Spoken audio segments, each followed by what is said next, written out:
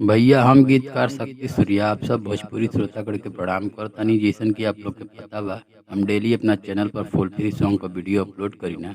अगर हमारे चैनल पर नया बानी तो चैनल के सब्सक्राइब कर ली, ताकि ये तरह का नोटिफिकेशन सबसे पहले आप तक पहुँचे। अगर ये सॉन्ग थोड़ा भी अच्छा लगी तो हमारे चैनल के सब्सक्राइब कर ली, एगो लाइक कमेंट जरूर करो, बताइब सॉन्ग कैसा लागल। इ ट्रैक बाटे प्रमोद प्रेमी का, पिया खैनी आके डाले तब बेचैनी धरेला। वही ट्रैक पर रोमांटिक सॉन्ग बा, बहुत सुंदर सॉन्ग बटे। उम्मीद ना पूरा विश्वास बा आप लोग को बहुत अच्छा लगी।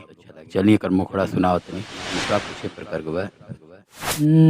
जल्दी में गलती तू कैला ए सजनवा, बाते में फंसा के राते डोला जोरानामा।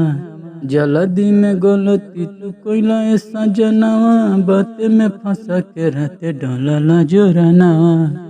मजली हल तू पूरा भरपूर राजा जी, मन करत खाए के कुरकुरे राजा जी। आई पुदीना वाला नया कुरकुरे राजा जी। पुदीना का नया कुरकुरे आया है, उसी फ्रेश होगा। चलिए इसका अंतरा सुनाते हैं।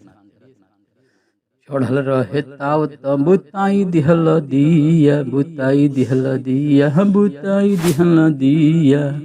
निखरल खेतवा में छिटल तू बिया, छिटल तू बिया हो छिटल तू बिया। कैला भूल में तू कुल काम पूरे राजा जी, मन करत खाए के कुरकुरे राजा जी। आई पुदीना वाला नया कुरकुरे राजा जी। पहला अंतरा, चलिए दूसरा अंतरा सुनाओ तनी। निक नइखे दशा हमर जीव मिचलाता, जीव मिचलाता हो जीव मिचलाता।